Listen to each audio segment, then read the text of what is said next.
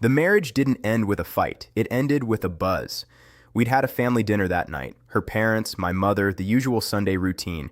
Zara had cooked biryani, laughed too loud at her father's old jokes, refilled everyone's chai without being asked. She was perfect that evening. She always knew how to be perfect when people were watching. By 10 p.m., everyone had left. I was washing the last of the dishes when I heard the TV go quiet in the living room. I came out to find Zara asleep on the couch, shoes still on, dupatta half fallen, face soft the way it only gets when she's completely unconscious. I turned the TV off, put a light blanket over her. That's when her phone buzzed. I didn't look at it, not immediately. I sat down in the armchair across from her and started scrolling through my own phone. But then it buzzed again, and again, 3 times in under a minute.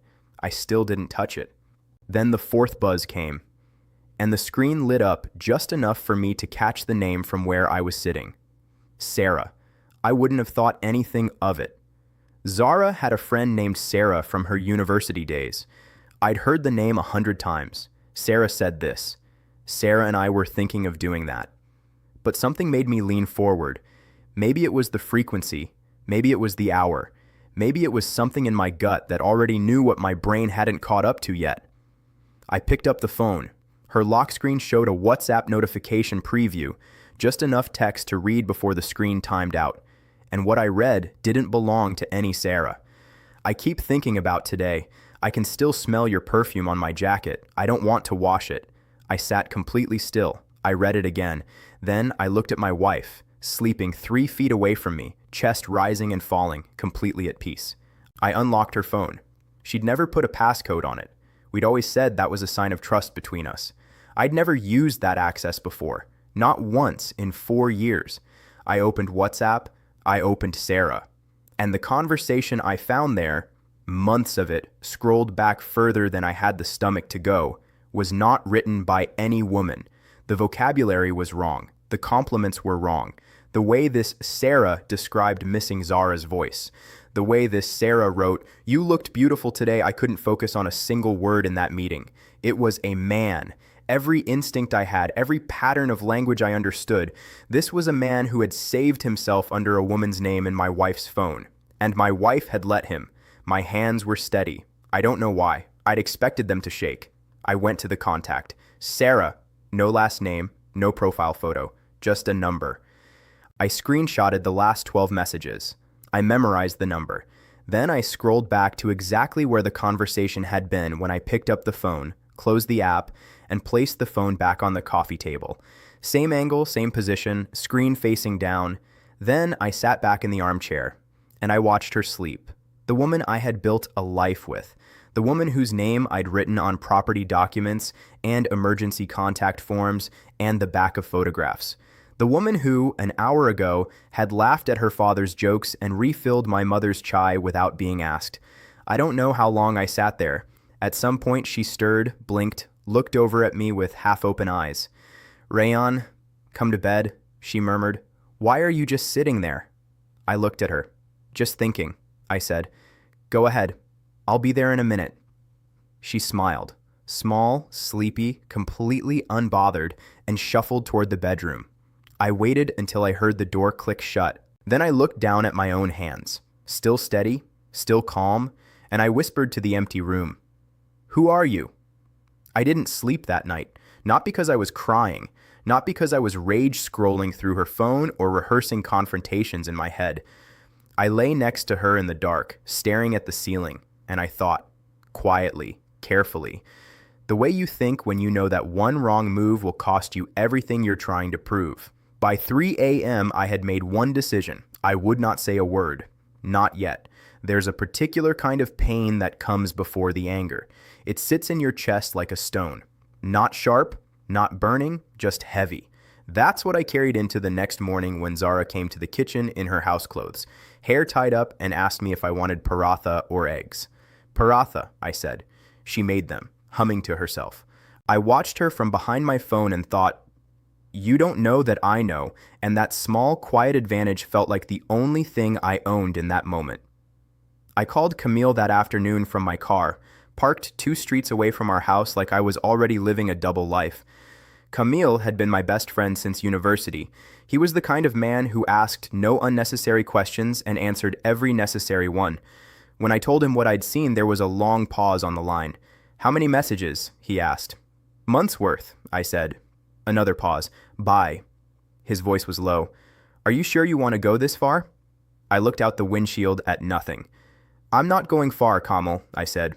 "I'm going all the way." He exhaled slowly. "Tell me what you need." For the next week, I became a student of my own marriage. I started noticing things I'd filed away as normal and never examined. Zara's phone, always face down on any surface. Always. I'd seen it 1,000 times and thought nothing of it. Now I understood it was a habit built out of necessity. Her Tuesday and Thursday evenings. Office stuff running late, don't wait for dinner. I'd accepted that for months. Her job in marketing involved client meetings, evening events. It had always made sense. It made a different kind of sense now. She'd also started being better at home, more affectionate, more present. I'd noticed that too, sometime around 4 or 5 months ago. The extra warmth, the unprompted back rubs, the "I'm so lucky to have you." I had felt loved. I had felt like our marriage was quietly strengthening. Now I understood what that was. Guilt. She'd been compensating, filling in the gaps so I wouldn't look too closely at the edges. On day 4, I made a move. I got a second SIM from Camille, unregistered, clean. I created a WhatsApp account with a profile photo of a random stock image, a generic name. Then I sent Zara a message from that number, just one line. "Hi, is this Zara? I got your number from Iman. She said you were looking for a home tutor for your cousin?" A completely harmless, forgettable message. She replied in 11 minutes. "Sorry, I think you have the wrong number." Normal response. Nothing strange. But I wasn't testing her guilt. I was testing her phone behavior, because within 2 minutes of her replying to me, the unknown number, I was watching from the living room as she picked up her phone, checked it, typed, and then immediately opened another conversation and started typing there too. She'd replied to the stranger, and then immediately updated someone else, telling them about the strange message, checking in. I didn't know yet, but I knew the rhythm now. I knew she was in active, frequent contact with someone she needed to keep informed. I gave Camille the number I'd found saved as Sarah. "Find out who this belongs to," I said. "Real name, where he works, everything." Kamal had a friend who worked in telecom. It took 36 hours. The name that came back was Adnan Mirza, 31 years old, marketing professional, her colleague, of course, someone she saw every single day, someone with a legitimate reason to call, to text, to exist in her schedule without suspicion, someone she had looked at across meeting room tables while coming home to me at night. I sat with that name for a long time. Adnan. Then Camille called again. His voice had a different quality this time, careful, like he was deciding how hard to throw something. "Ryan." I had him looked into a little more. I asked someone to do a casual check. Social media, public photos, that kind of thing. "And? Check your WhatsApp." I opened it. Kamal had sent a photograph, a cafe, afternoon light, 2 people at a corner table, leaning toward each other the way people lean when the rest of the world has stopped existing. Zara, and a man I had never seen before, but now had a name for. She was laughing at something he'd said. Not her polite laugh, not her family dinner laugh. The real one, the one that reached her eyes, the one I thought was mine. I stared at that photograph for a long time, not at Adnan, at her, at the way her whole body was turned toward him, shoulders open, head tilted, completely unguarded. I had spent 4 years trying to make her laugh like that, trying to earn that version of her. And here she was, giving it away in a cafe corner like it cost her nothing. I saved the photo, closed WhatsApp, and sat in my car until my coffee went cold. The cafe in the picture, I recognized it. Not because I'd been there, because Zara had told me about it once, maybe 6 months ago. We'd been driving past it and she'd pointed and said, "I heard that place is good. We should try it sometime." We never did. Then, about 2 months ago, I'd suggested it myself.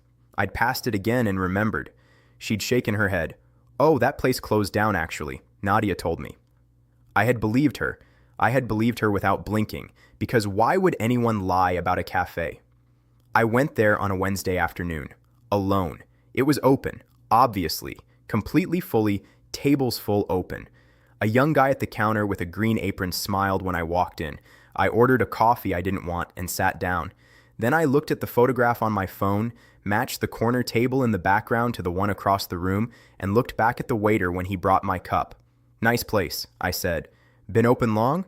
"About 2 years, sir." I nodded slowly, turned my cup in my hands. "I think my wife mentioned she comes here sometimes. Zara, she's tall, usually wears her hair down." His face moved before he could stop it. Just a flicker of recognition, quickly neutralized into professional blankness. "We have a lot of regulars, sir." "Of course," I smiled, kept my voice light. "I just thought maybe you'd remember. She would have been with a friend. A male colleague, probably." A beat of silence. He was deciding something. Then, "The couple at table 7? They come in on Thursdays usually." Something cracked very quietly inside my chest. The couple. He had called them a couple without thinking, because that's what they looked like. That's what they were, to everyone in this room who had watched them every Thursday for God knows how long. "How often do they come?" I asked. My voice was steady. I was proud of how steady it was. "Every Thursday, sir," he said, "for about 4 months. 4 months, while I was home, while I was trusting, while I was unknowingly sleeping next to a woman who had a whole Thursday life I knew nothing about." I thanked him, left a tip that was too large because I needed something to do with my hands, and walked out. That Thursday, Zara came home at 8:45 p.m. "Sorry, client dinner ran late," she said, dropping her bag on the chair. "I'm exhausted." She smelled faintly of a restaurant, of someone else's evening. "It's fine," I said. "I saved you food." She looked at me with such genuine warmth that it almost undid me. "You're so good to me, Rayan," she said softly. I smiled, put her plate in front of her, sat across from her, and watched her eat and talked about nothing. A news story, a neighbor's renovation, something my mother had said on the phone. And the entire time I was thinking about a waiter who called them the couple at table 7 and said it without hesitation. "Every Thursday, sir," for about 4 months. After dinner, she washed her own plate. She always did that when she felt guilty, I realized. Small domestic gestures as repayment for debts I wasn't supposed to know about. I needed her to confess, not just to be caught. Anyone could be caught and then explain it away. It was nothing. It was just lunch. You're overreacting. You're insecure. I'd seen it happen to other men. The evidence gets minimized, the narrative gets flipped, and suddenly the betrayed person is defending themselves instead of the one who betrayed them. No. I needed something she couldn't explain away. A situation she walked into herself, with full knowledge, full choice, while I watched. The trap needed to be bigger. That night, she came to bed, turned off her lamp, and curled toward me. "I love you," she said. She said it the way people say it when it's become a reflex. The way you say, drive safe or eat something. Not meaningless exactly, but automatic. Unexamined. "I love you too," I said. And I lay there in the dark next to her, listening to her breathing slow and even out, thinking about a cafe I'd never been invited to, and a man whose jacket still smelled of her perfume. And I felt nothing. Not anger, not grief. Just the cold, clarifying quiet of a man who has already made up his mind. I needed her to have space. That's the thing people don't understand about setting a trap. You don't chase. You open a door, step back, and wait for them to walk through it on their own. Because when they do, it's entirely their choice, their decision, their feet that carried them across that line. I wanted no room for doubt, not in her mind, not in mine. It was a Sunday evening when I told her. We were sitting after dinner, her scrolling through her phone, face down on the armrest when she set it aside, always face down, and me pretending to read a news article I hadn't absorbed a single word of. "I have to go to Lahore this week," I said, casually. "The way you'd mentioned needing to pick up milk." She looked up. "When?" "Wednesday night. Back by Friday, maybe Saturday." "For work?" "New client. Site meetings, documentation, the usual." She nodded slowly. Something moved behind her eyes. Quick, barely there. The kind of micro-expression you only catch when you're already watching for it. "How long will you be gone?" she asked. 2 days, I said. "Maybe 3. She looked back at her phone. "Okay," she said. "I'll probably stay at Mama's one of the nights then, so I'm not alone." There it was. Not, "I'll miss you." Not, "let me know when you land." Straight to logistics, straight to planning. straight to the window I had just opened for her. "Of course," I said. "Whatever's comfortable for you." The next morning, while she was in the shower, I opened the shared family iPad on the kitchen counter. We'd bought it 2 years ago for general use. Recipes, video calls with family, the occasional Netflix show. It was linked to the same Apple ID as her phone, which meant her location sharing, something she'd turned on herself after a late night out last year. Her own suggestion, "so you don't worry," was still active and synced across both devices. She had forgotten about it, or she had never imagined I would use it. I checked the location settings. Everything was live. Her phone's movement would show on the iPad in real time, a small blue dot that would tell me exactly where she was, down to the building. I placed the iPad back on the counter, propped it against the fruit bowl exactly as it always sat. Wednesday evening, I packed a bag. Proper packing. Shirts, toiletries, charger. The kind of bag that would stand up to inspection if she opened it before I left. Which she didn't. She was in the bedroom on her phone when I came to say goodbye. "Flight's at 9, I said. "I'll message when I land." She stood up and hugged me. A full, warm hug. Arms around my neck, chin on my shoulder. The kind of hug that costs nothing when your mind is already somewhere else. "Take care of yourself," she said. "You too," I said, and I meant it as something she didn't understand yet. I drove to Camille's apartment. He opened the door, looked at my bag, looked at my face. "You didn't go," he said. "I was never going," I said. He stepped aside to let me in, set a cup of chai in front of me without asking, sat across the table and said nothing, because Camille understood that some men think in silence. I had the iPad in my bag. I propped it on his kitchen counter, and we both looked at the small blue dot sitting still at our home address. "Now we wait," I said. Thursday came slowly. I kept myself occupied, went through work emails, ate, tried to sleep for 2 hours, and mostly just stared at Camille's guest room ceiling. He checked on me once. I told him I was fine. He didn't argue because he knew what fine actually meant in that moment. By 6 p.m., the blue dot was still at home. By 7 p.m., still home. I started to wonder, had she changed her mind? Had something felt off? Did she sense something in the way I'd said goodbye? Then, at 7:38 p.m., Camille called out from the kitchen, "Rayon!" Something in his voice made me get up immediately. I walked in, looked at the iPad screen. The blue dot was moving, slowly, steadily, through our neighborhood, onto the main road, turning left at the crossing I knew by heart, heading toward the other side of the city.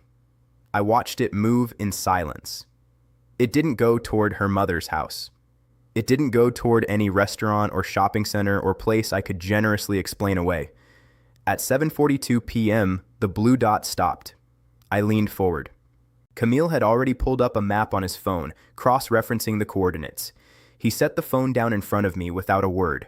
A residential address, an apartment building in a neighborhood 40 minutes from our home. Not a cafe this time, someone's apartment. I didn't move for a full minute, just stood in Camille's kitchen, looking at that blue dot sitting perfectly still at a residential address, and understood with complete, terrible clarity that there was no version of this that was innocent. A cafe could be explained, a late evening could be explained, but a Thursday night, husband supposedly out of town, blue dot parked inside a stranger's apartment building, there was nothing left to explain. "I'm going," I said.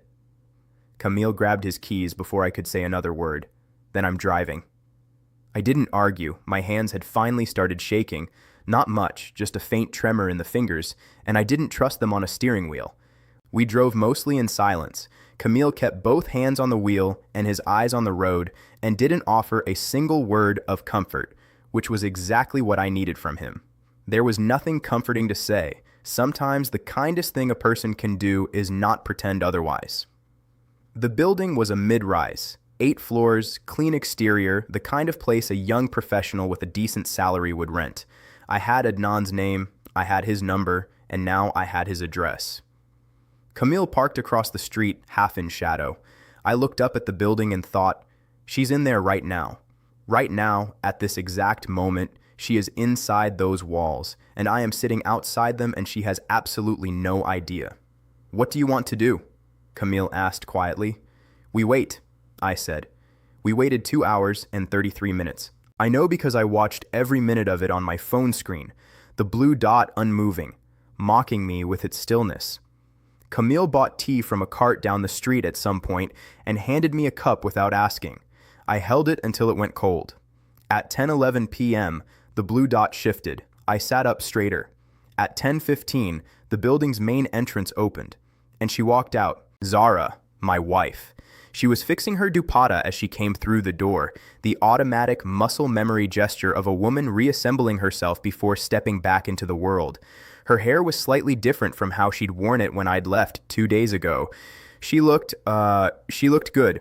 That's the part that hurt in a way I hadn't anticipated. She looked light, relaxed, the particular ease of someone who has just spent time exactly where they wanted to be. She stood outside the entrance for a moment, phone already at her ear. I lowered my window an inch, her voice carried in the quiet street. Han, I'm leaving now. A pause, listening. Then a laugh, small, warm. Tell Mama I was at Nadia's. I'll be there in 40 minutes. She hung up, opened her Uber app, stood waiting with the small private smile of someone replaying something good in their head. I photographed it all. The exit, the dupatta, the phone call, the smile, all of it. She's already covered herself, Camille said quietly, not surprised, just stating it. She planned the alibi before she even went in, I said. That was the detail that settled something cold and permanent in my chest. This wasn't a moment of weakness. This wasn't something that happened accidentally, emotionally, in a situation that got out of hand. This was organized. She had arranged her story before the evening began. She had assigned Nadia, her own sister, as an unknowing alibi, casually, without guilt. This was a woman who had been living 2 lives and had become very good at it. Her Uber arrived. She got in. On the iPad, the blue dot began moving, away from the building, toward her mother's house, exactly as arranged. I looked at Camille. Take me home. He glanced at me. Home? Our home. I want to be there before she gets back. He understood immediately, started the car without another word. I got home at 10:52 p.m. I unpacked my bag, put my clothes back in the wardrobe, set my toiletries back in the bathroom, made it look like I had never left, because as far as anyone knew, I hadn't arrived back yet. Then I changed into the clothes I usually wore at home, made myself a cup of tea, and sat on the couch. The same couch where 10 days ago her phone had buzzed and everything had changed. I heard her key in the door at 11:34 p.m. She stepped in, saw me, and stopped completely. For just a fraction of a second, less than a breath, something crossed her face. Calculation. Then it was gone, replaced instantly by surprise, then warmth, then the practiced ease of a woman who had learned to shift between faces quickly. Rayon, she pressed her hand to her chest. You're back early. I looked at her over my teacup. Surprise, I said. And I smiled, and she smiled back. And we were 2 people sitting in a marriage that only one of us knew was already over. The next morning, she made me breakfast. Eggs, toast, the chai, exactly how I liked it. 2 sugars, a little less milk.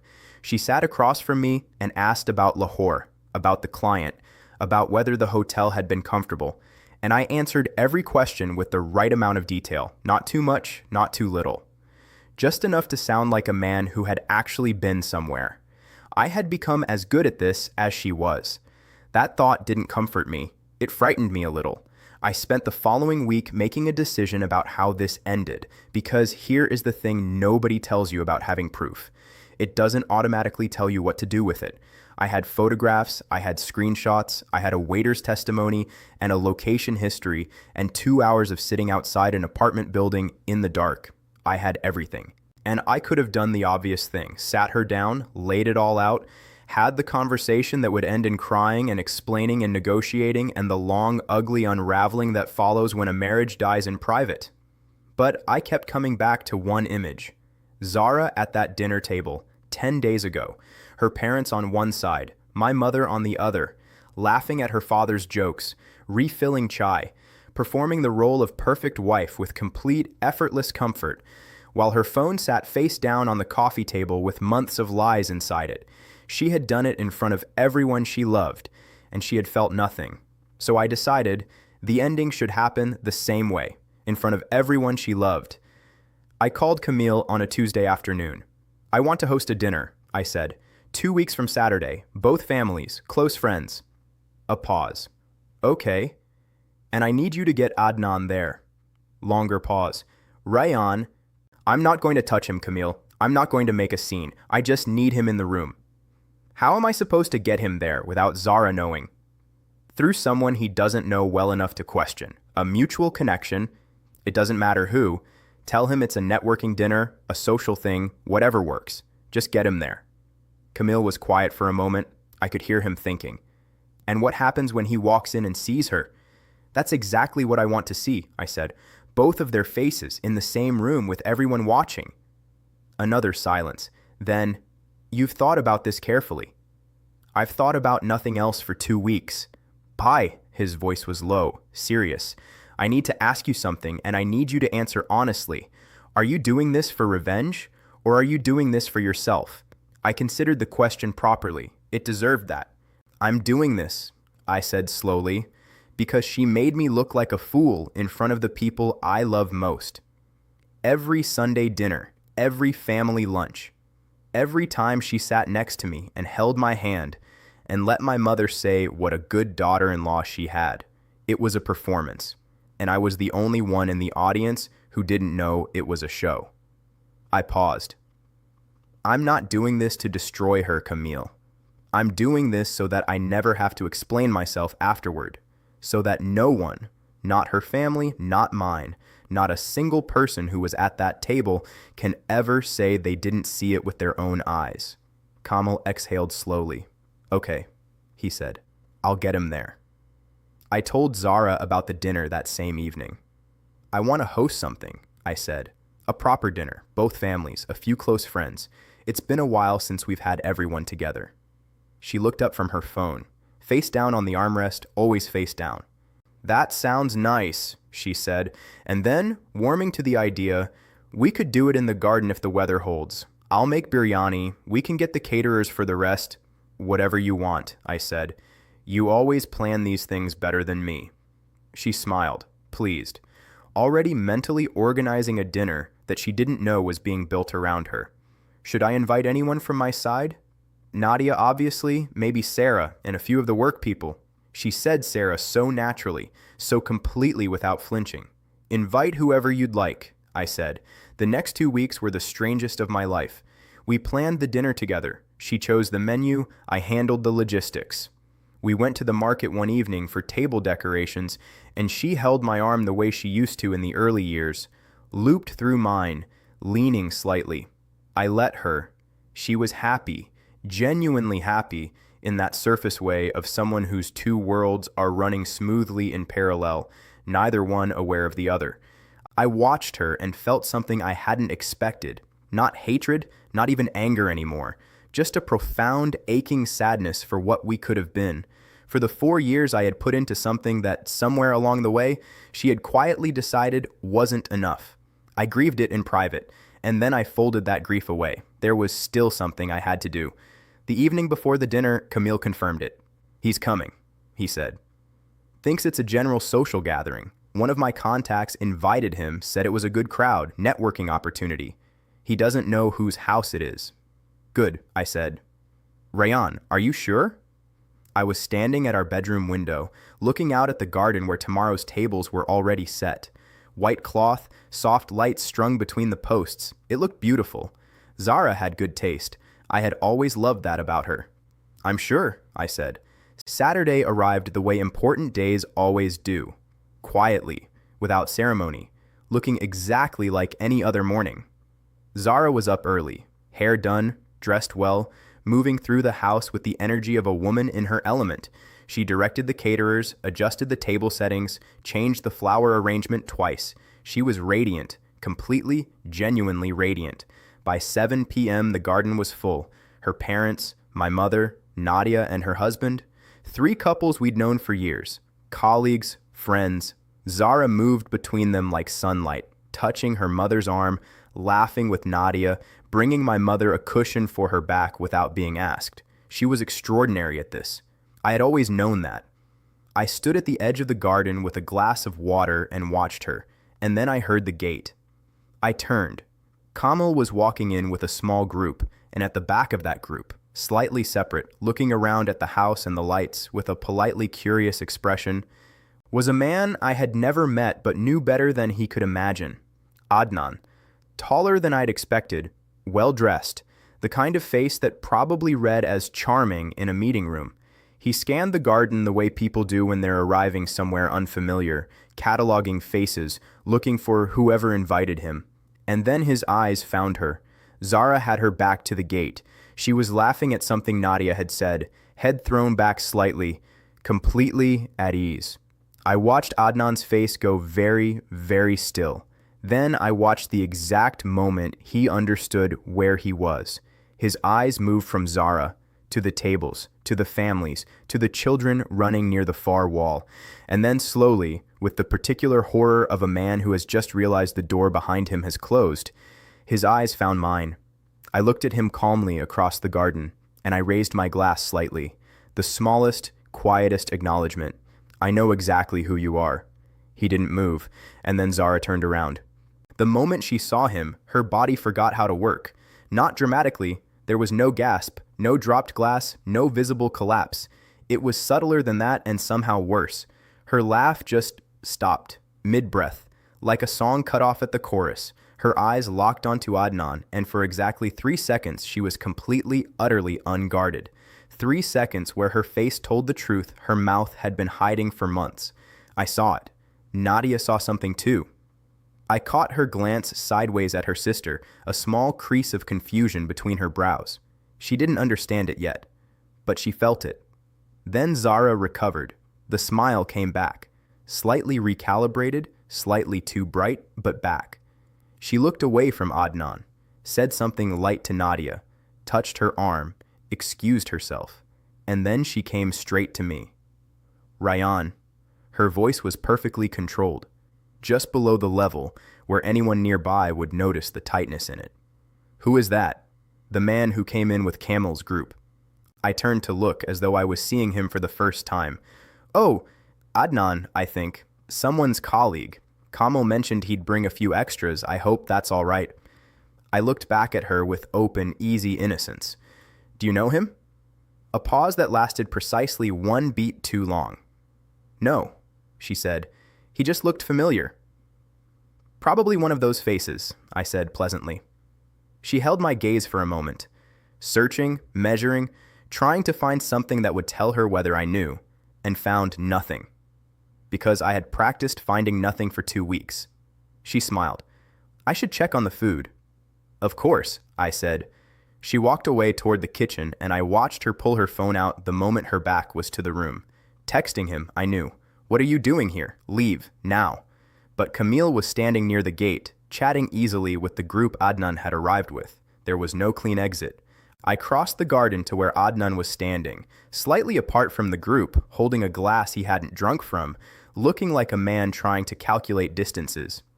Adnan, I said, extending my hand. He shook it. His grip was steady, but his eyes weren't.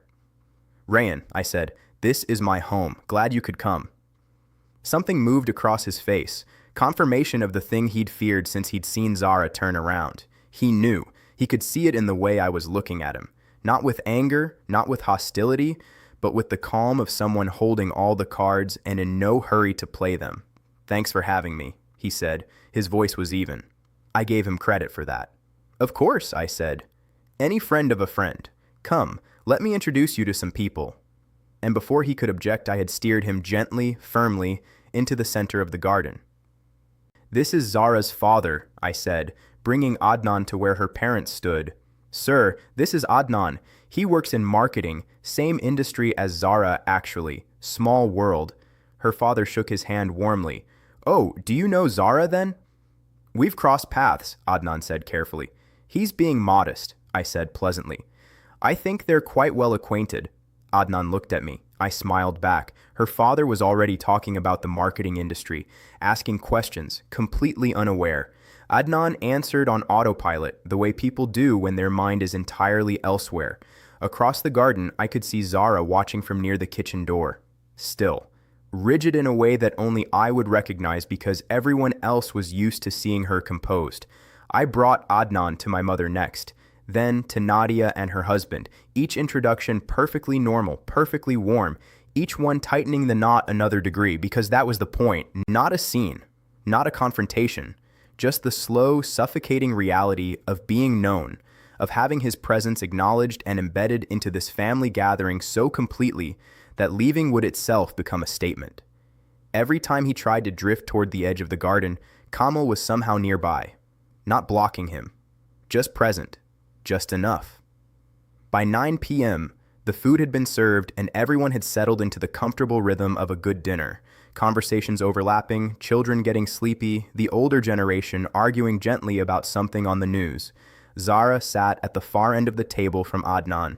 She had not looked directly at him since the first moment. She was performing beautifully, laughing, serving, attentive, but I could see the cost of it, the slight tension around her jaw, the way she reached for her water glass more often than usual. Adnan had barely eaten. He'd tried twice to catch my eye in a way that I understood was a request for a private word, an explanation, a negotiation, something. Both times I had simply looked away, as though I hadn't noticed.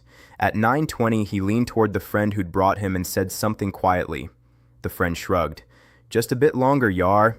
It's rude to leave during dinner." At 9:35, I stood up.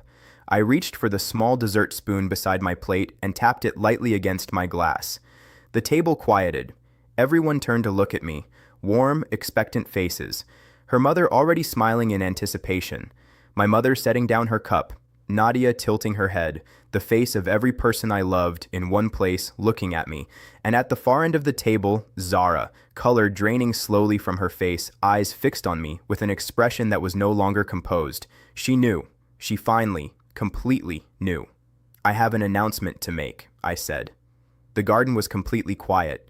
Not the comfortable quiet of a pause between conversations. The held breath quiet of 20 people who have all, in the same instant, sensed that something is shifting beneath them, but cannot yet name what it is. Her father had set down his spoon. My mother had both hands folded in her lap. Nadia was looking at me, then at Zara, then back at me, and I could see in her face that some part of her already knew, had perhaps known or suspected for longer than she'd admitted to herself. Adnan was very still, and Zara, my wife, the woman who had planned this dinner, chosen these flowers, made these people feel at home in a house she had been quietly leaving for months. Zara was looking at me with an expression I had never seen on her before. Not guilt, not fear. Something beyond both of those. The look of a person watching something they built fall, and knowing there is nothing left to do but watch. I reached into the inside pocket of my jacket. I took out my phone. I opened the screenshots I had saved on the night this all began, the night she fell asleep on the couch and her phone buzzed, and I made the mistake of reading what was on the screen. Or maybe not a mistake, maybe the most important thing I had ever accidentally done. I looked at the table, at all of them. 4 years ago, I said, I stood in front of most of you and made a promise. I meant every word of it. I want you to know that first. My voice was even. I had not planned a speech. I had decided to simply say what was true. A few weeks ago, I found something that told me the promise was not mutual. The silence tightened. I looked down at my phone. Then I read, clearly, quietly, without drama. I keep thinking about today. I can still smell your perfume on my jacket. I don't want to wash it. No one moved. You looked beautiful today. I couldn't focus on a single word in that meeting. I lowered my phone. These messages were sent to my wife's phone, I said, saved under a woman's name, sent by a man. I looked at the end of the table, sent by Adnan. Every head turned. Adnan did not move, did not speak. He had the look of a man who had already accepted what was happening and was now simply enduring it. Zara made a sound, small, involuntary, not a word, just something that escaped before she could stop it. Her mother said, Rayan, in a voice that was not yet sure what it was asking. I held up my hand gently, not silencing her. Just one moment. Please. I looked at my wife. She was crying, silently, the way people cry when they are too stunned for sound. Tears simply falling, her face completely open for the first time in months. The composure was gone. The performance was gone. There was nothing left to arrange or manage or control. Just her. Just the truth. Just this table full of people who loved her, now knowing. I have been patient, I said, directly to her, quietly enough that it was almost private, even in a full garden. I have been quiet, I have been your husband, completely, without reservation, without suspicion, until I was given reason. I paused. And I deserved better than a lie saved under a woman's name. Zara closed her eyes. Her father stood up. Not toward me. Toward her. He was a man who loved his daughter, and even now, even in this moment, his first instinct was to go to her. But her mother caught his arm. Gently.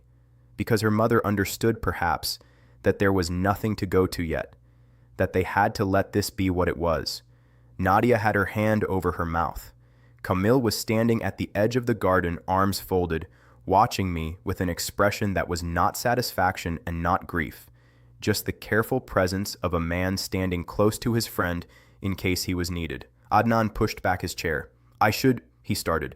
You can go, I said, without looking at him, without heat or hostility, just a plain, factual permission. There's nothing here that requires you anymore. He left. No words, no explanation offered, none expected. The gate clicked shut behind him, and nobody watched him leave except Camille, who made sure he was gone. The table stayed frozen for a long moment. Then her father, slowly, with the weight of a man absorbing something he will carry for a long time, sat back down. He did not look at Zara. He looked at the tablecloth. My mother reached over and covered my hand with hers. She didn't say anything. My mother had never needed many words. I looked down at her hand on mine for a moment.